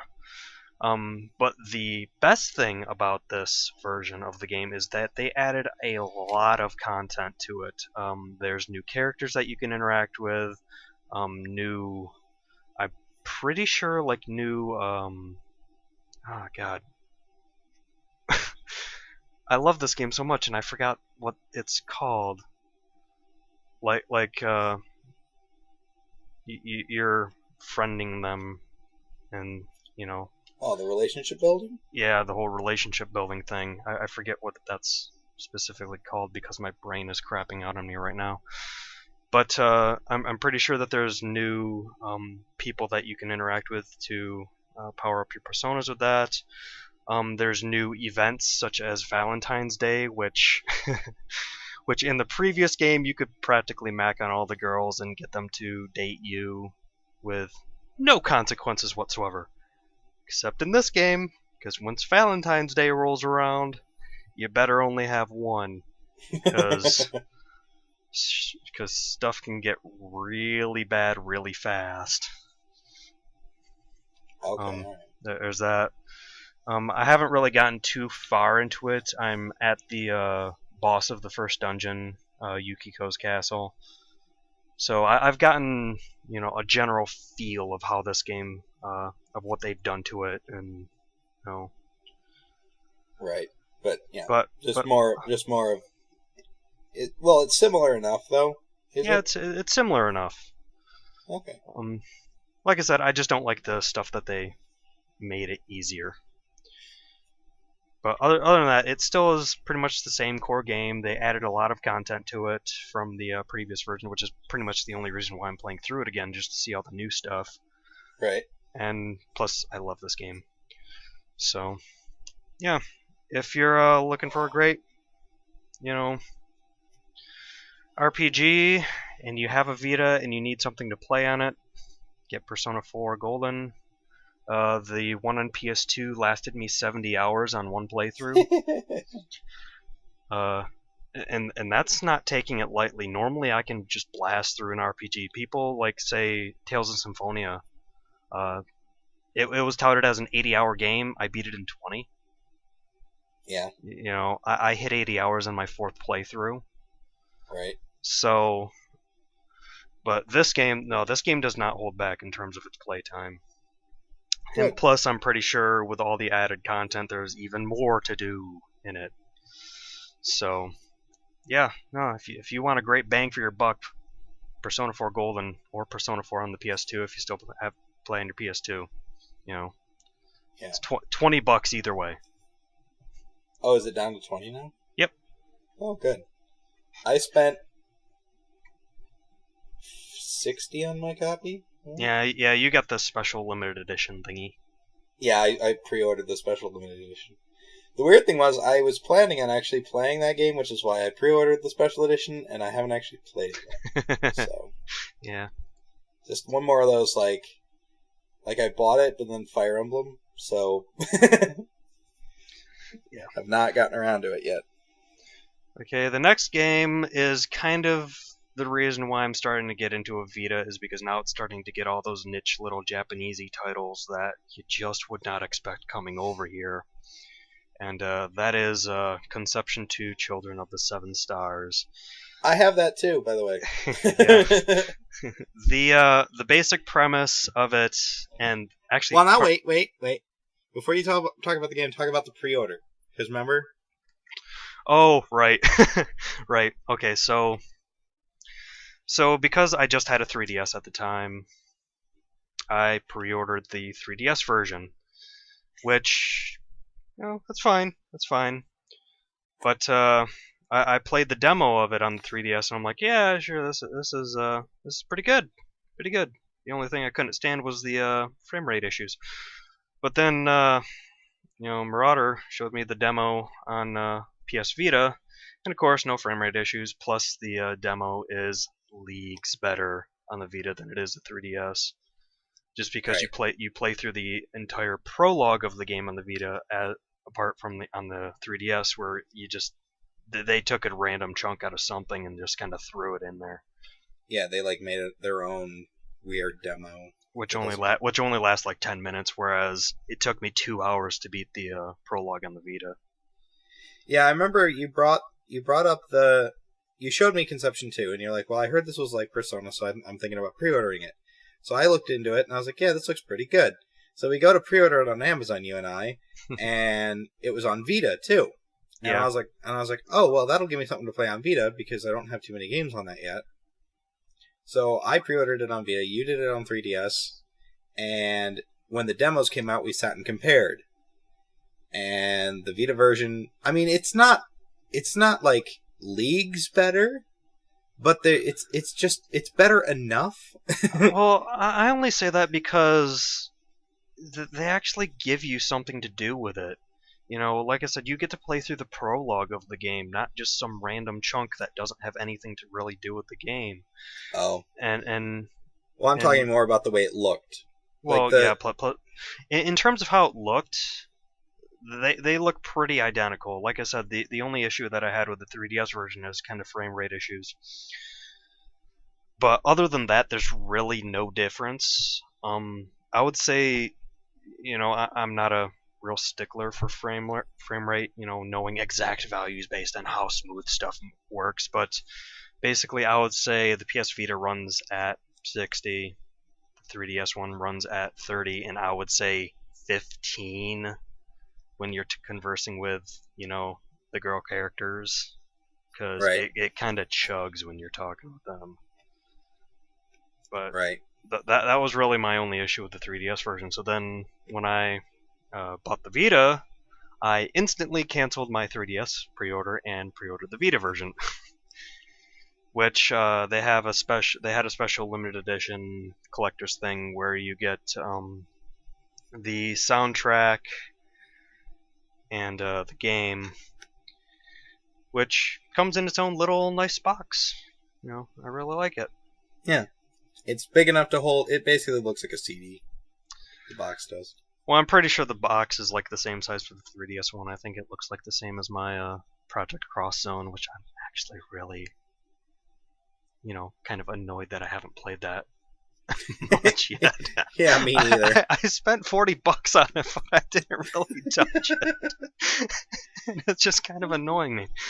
But that's what's happening with a lot of my Vita games. Is I bought because just recently I bought Gravity Rush and Demon's Gaze and Conception 2, and it's like they're all on the back burners while I'm playing Danganronpa.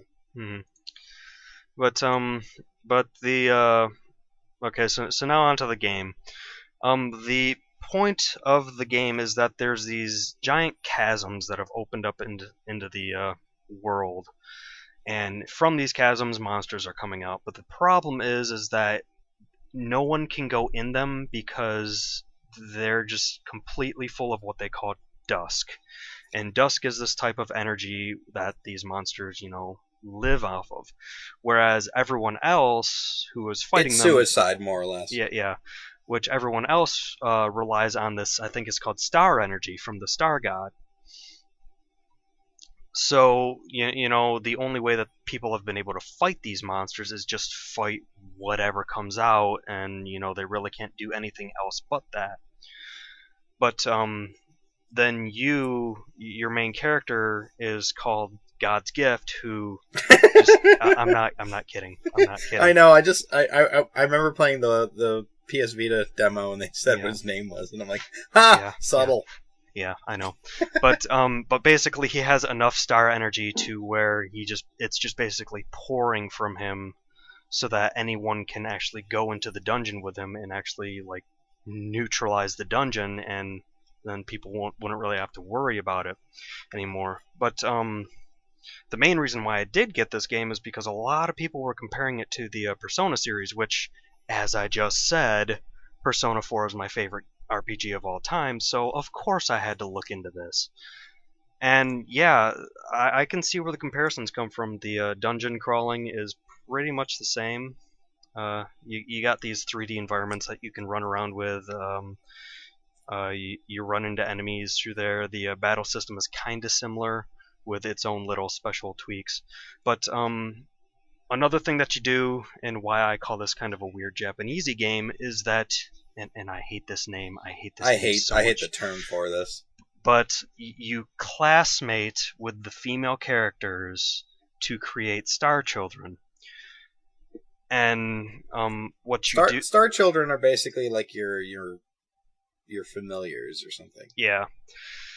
And you can take these star children in the dungeons with you, and they all have their own little special abilities and attacks and whatnot, and they form groups of 3, and basically that group of 3's HP and magic points are all combined into one health bar and magic bar.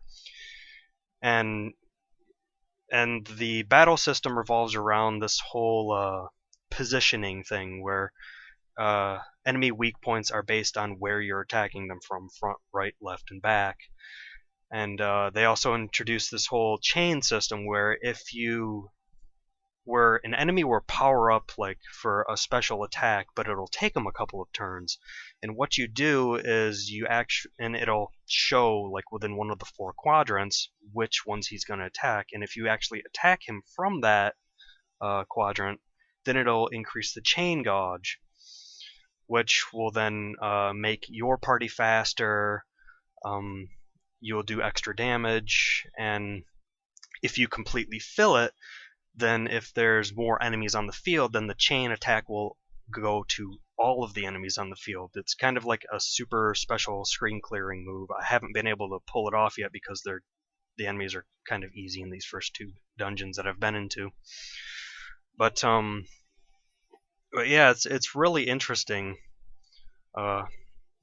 Just the difference between what I would say the Persona games and what they do in here. It's interesting enough to where I can really kind of call it its own game without saying they ripped off specific elements of Persona. Right. It's similar but distinctly different. But it's its own thing. But yeah, I'm really digging this actually. It's fun. Outside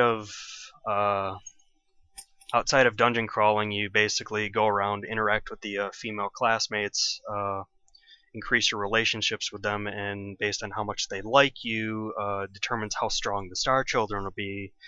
And it's all just kind of interwoven like that. And I don't know, it's interesting. The thing that is kind of abusable is how the game progresses. The game basically doesn't progress unless if you want it to. The only way to move forward is to basically select this little bubble that says, okay, go on to the next story element, which I have been kind of abusing because basically whenever you go into a dungeon or rest, it'll reset the amount of times you can interact with female characters, which is 3 a day.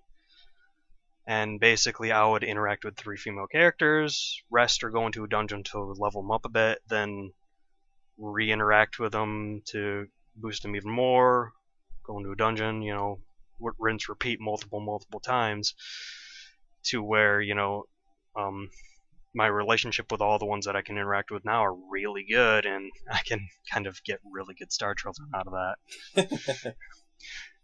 But it's not cheating if the game lets you do it. Yeah, whereas, compared to Persona, where you're set on a strict time limit, and if you don't do things by certain dates, then you just either lose or, you just can't do them anymore. Which, whatever. I still find it fun. That's really my only kind of gripe with it, is just, you can kind of abuse that. Right. But moving on to the last game, and probably the last game that I've actually played recently. I think there's like one Steam game, which is Demon Gaze, which I haven't gotten much into because I just got it a couple of days ago, like I think Tuesday of this week. Yeah, and I got my copy on Wednesday. That's bullshit. And you pre-ordered before I did. Yeah, and I was on the pre-order list before you, and you got it a day before I did. Uh-huh. But basically it falls in line with the tradition, the good old traditional type of dungeon crawler, where it's in first person. It kind of plays out like an Etrian Odyssey game in terms of how the dungeon crawling works, where you move by block, and then the map kind of fills out as you explore more. And on the map you can find items, run into little events, and of course fight monsters, which like I said, I haven't really gotten too much into the entire whole system of fighting monsters, but there's a lot of classes, a lot. Like when I was creating the main character, I just wanted to see what all I could be, and I just kept going. It just kept going. I'm just like, God, I hit like the 40th person here. Come on. When's it gonna loop back? And then it finally hit the default character that it landed on, that it started you on. And I'm like, okay, well that's pretty good. I have a lot of choices. And I found out that the point of the game is that you fight these really strong demons, and you can capture them with your demon gaze eye. And then what you then do with it is that you can then imbue their skills onto you, as well as you can call them in battle. But you have to be careful with them in battle, because it uses up this little meter, and if that meter runs out, then the demon that is helping you will go berserk and actually damage you. Oh, that's interesting. Yeah. So a nice risk-reward kind of thing. Yep. But like I said, I haven't dug too much into it, so I can't really say much more on it. But I will say the artwork is beautiful. Like, I can't get over how just amazing the artwork is in the game. Now, granted, I haven't played the actual game, but I did buy the same version you have, the limited edition. Just the box it came in blew my mind. Oh yeah, the box just looks fantastic. The artwork on the box is really nice. Yeah, I'm really looking forward to getting it. I'll say the artwork in the game is pretty much exactly on par as what's on the box. Ooh. So it's really good. That's good. Well, that makes me. I might skip over Conception then and go right to Demon Game. But I have read reviews from various sources like Jim Sterling, and he says that the game is brutally hard, which I'm okay with. As I was just complaining about how easy they made the Persona 4 on PSP, I like a difficult game. I like a game that can kick my ass, because it feels all the more better to surpass what was kicking your ass in the first place. But yeah, no, I can't wait to get further in it. Just because I'm gonna have a blast with it. I just know it. I know you sent me a couple of the reviews that you were reading, and yeah, I did read. I think it was Jim Sterling's review on Escapist, where he said it was really difficult. And I like games like that, that have a really good difficulty curve, as long as they're not unfair. Like we were talking about Donkey Kong Country Tropical Freeze. Oh yeah. It's a really good platformer, a great game, but it's hard as nails, and it's your fault. Mm-hmm. It's different than if it was, because of a bad level design or bad game mechanics or shoddy controls.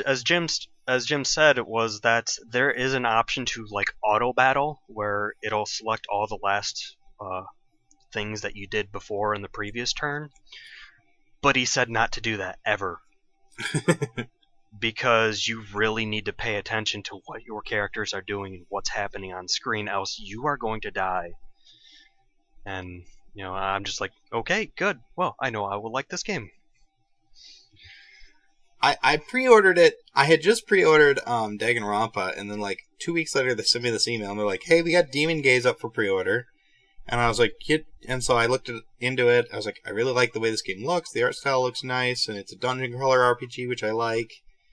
and sure, why not? Mhm. Oh yeah, plus the soundtrack is amazing. I popped that in and listened to all of it. It's just great too. So yeah, all pluses. I really haven't found anything to complain about it yet. I have to get you Danganronpa's soundtrack. Yeah. I don't think that'll wreck the game for you at all if you have the music. Nah. As long as the bear's not giving away plot points. Right. Yeah. All right, and on to the final game is Bravely Default on the 3DS. I was finally able to really dig into that one weekend. Yeah, it's just as good as everyone says it is, and I'm glad it is. I'll just say this: this is the game that's making Square Enix rethink how they're making RPGs. Just in terms of how well it sold. I did read that. Yeah, the game sold so well that they're thinking about going back and doing what they're good at. yeah, exactly. I think Jim Sterling actually had a Jimquisition episode where he's like, "You mean the thing that made their namesake, the thing that they're really, really good at, might be something they might want to revisit? You don't say." Yeah. But I've gotten to Chapter 2 in it, which is actually kind of surprising to me that I was able to get that far in like a weekend. But for those of you who don't know, it follows back on the good old traditional Final Fantasy job system, where specific bosses that you fight, you'll get their job abilities, and then you can train your characters in those specific jobs, get specific abilities, and you can also equip those abilities onto other jobs as well. Like, say, my main character Tiz, he's a monk who is mostly melee based, punching, but I have black magic on him as a side, just in case if my black magician can't attack that turn, then I might do that to just exploit an enemy's weakness. But the whole system in this game, and what the name of the game comes from, is the braving and defaulting system. Basically, whenever you default, it'll give you 1 battle point for the next turn, and you can attack up to 4 times per turn, but it uses up these battle points. So then you build up your battle points by defaulting, and then you can attack using up those battle points. But here's the thing, is that you don't need the plus in battle points to actually attack. On your first turn, you can brave all 4 times and attack all 4 times, but the trade-off with this is that it will take those 4 turns before that character can attack again. So, it's kind of like a risk-reward system. Normally, I brave everyone all 4 times on battles I know I can win in 1 turn. Sometimes I balance it out on boss fights where I'll have everyone brave at the beginning, but then I'll have 2 characters completely use theirs and then 2 characters who don't. So then by the time that those 2 characters who completely used all their stored up battle points, then they'll have a way, they'll already be at like 3 points or 2 points by the time the other 2 characters use up all theirs, so that I'm constantly lashing out multiple attacks every turn. It's really strategy oriented, and it's just an interesting system and a welcoming change to the turn-based system that I completely like. Oh yeah, and I will say this, the game is difficult as well. The game does not pull any punches in terms of its difficulty. I mean, you can choose an easier difficulty whenever you want. If the game is just too hard and I thought about it, but then I'm like, nope, I can't. I'll grind a little bit, and then I'll beat the boss.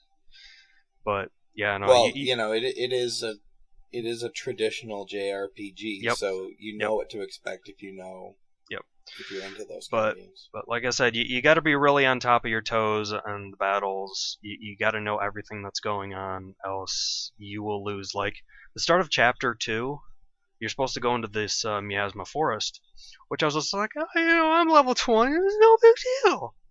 First fight, I couldn't believe it. My entire party was wiped. Because one enemy has this ability called Lullaby, and you can guess what that does. It puts everyone in the party to sleep. So, first turn, default, and ready for next turn, Lullaby. Everyone asleep. What? No! No! And then they slept for like 2 turns, and by the time, I could control someone, 3 of my characters were already dead. So I'm just like, well, crap. So then... It's kind of one of those issues you have in an RPG where you just wander into an area you're not prepared for.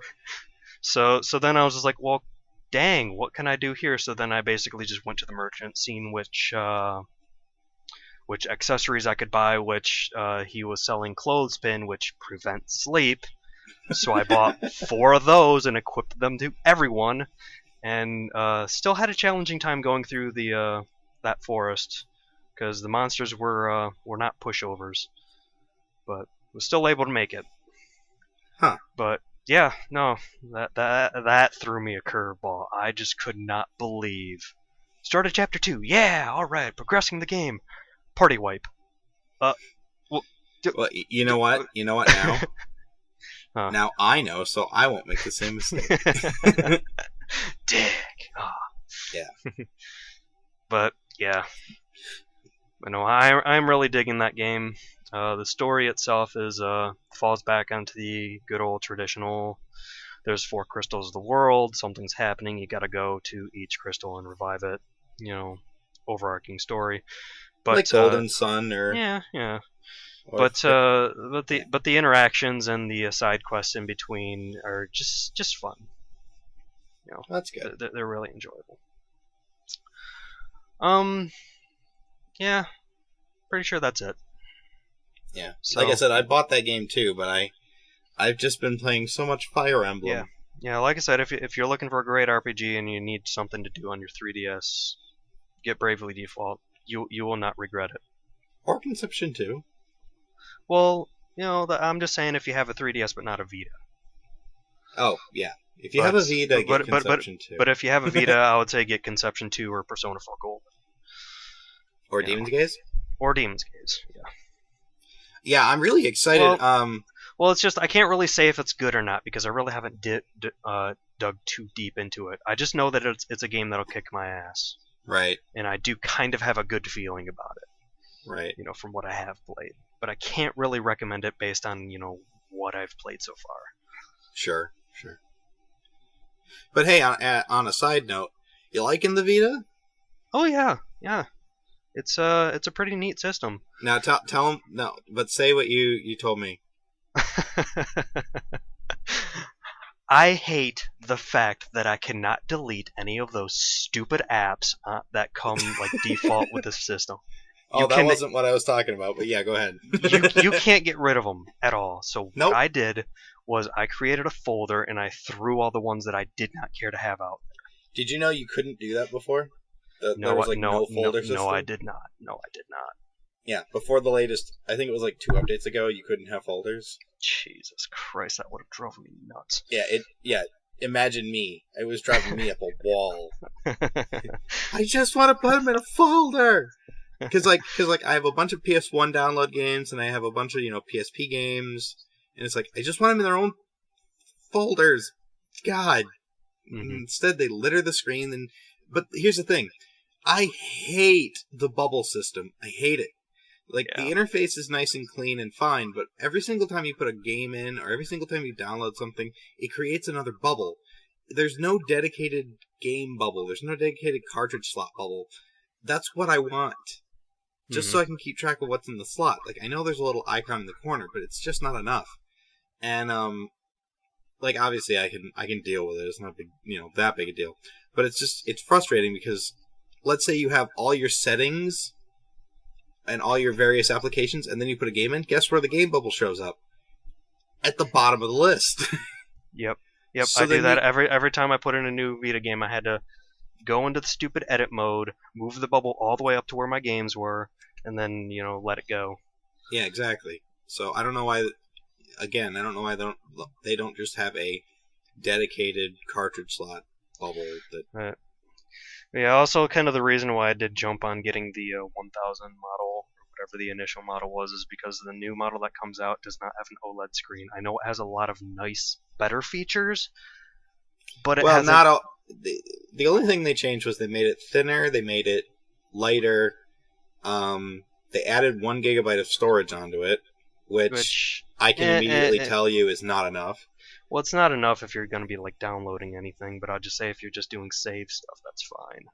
Yeah, but I guess so. But I mean, it's just enough to get you going. And plus, it has the USB charging instead of its own proprietary thing. Oh yeah, they did change it from a proprietary power jack and communication port to an actual micro USB.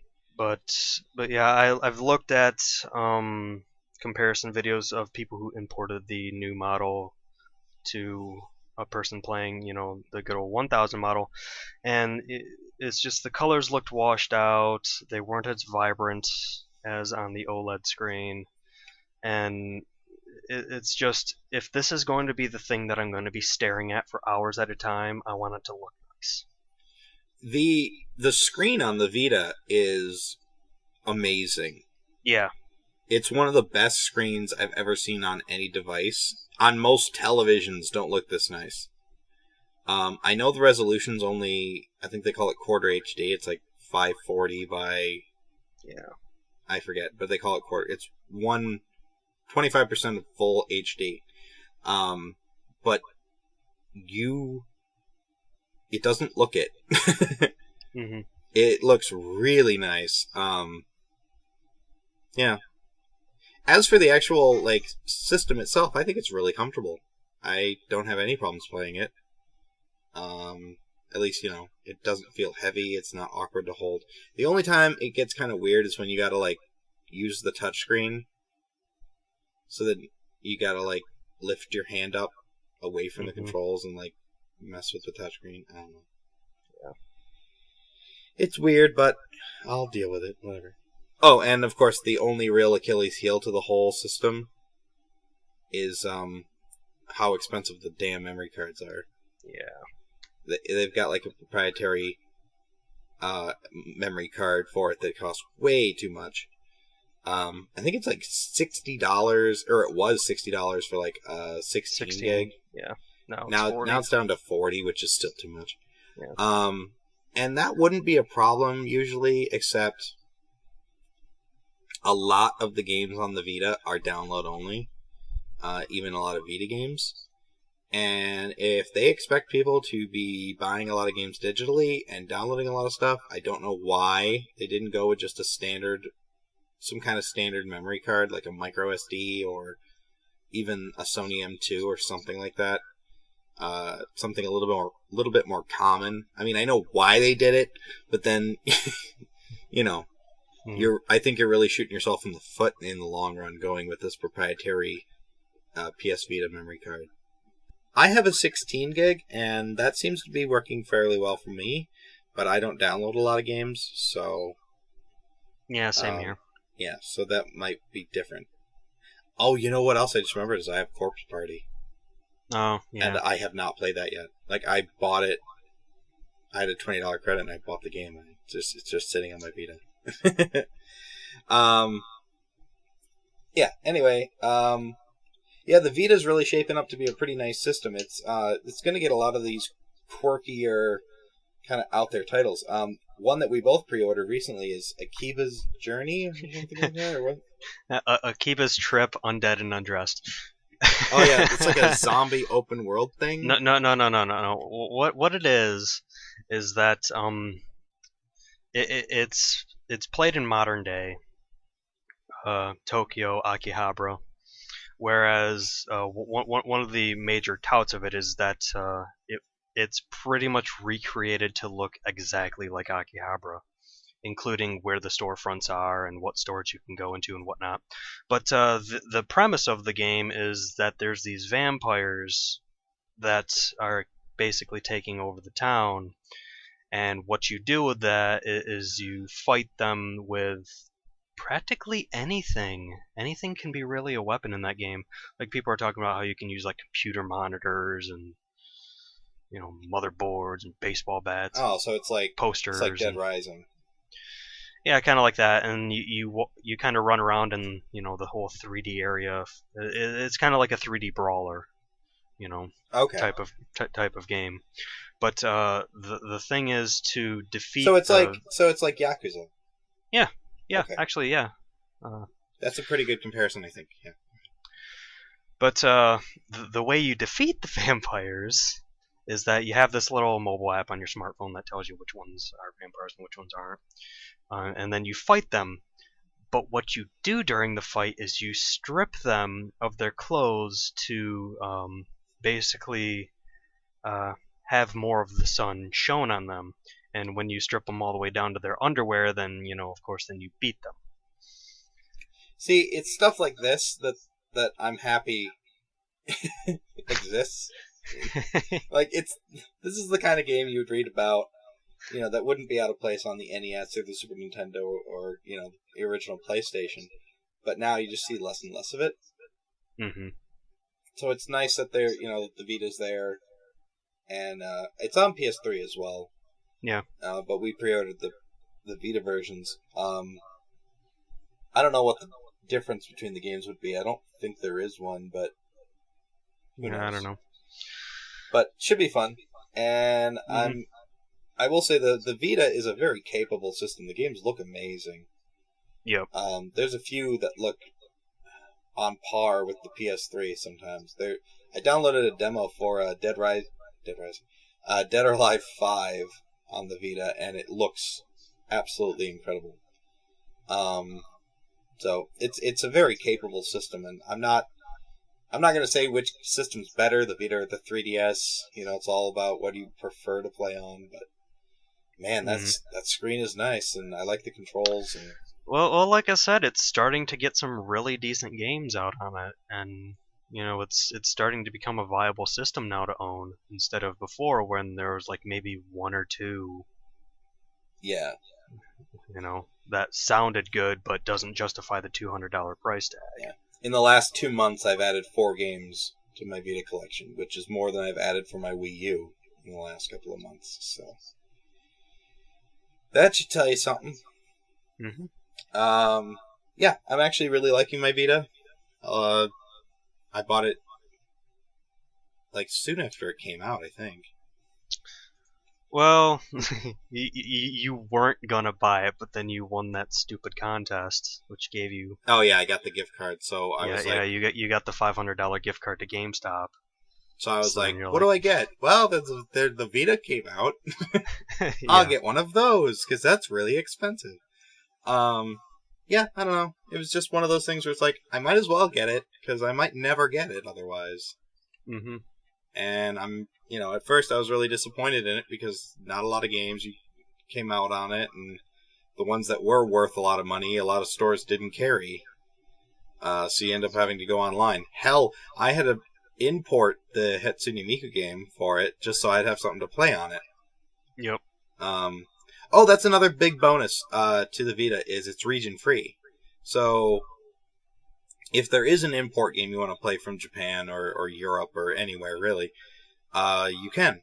Just import it and it works. You don't have to worry about what region of the world you live in and what version of the system you have, which is one thing that Nintendo stopped doing with the 3DS because all their handheld systems before that were region free. Now the 3DS is region locked.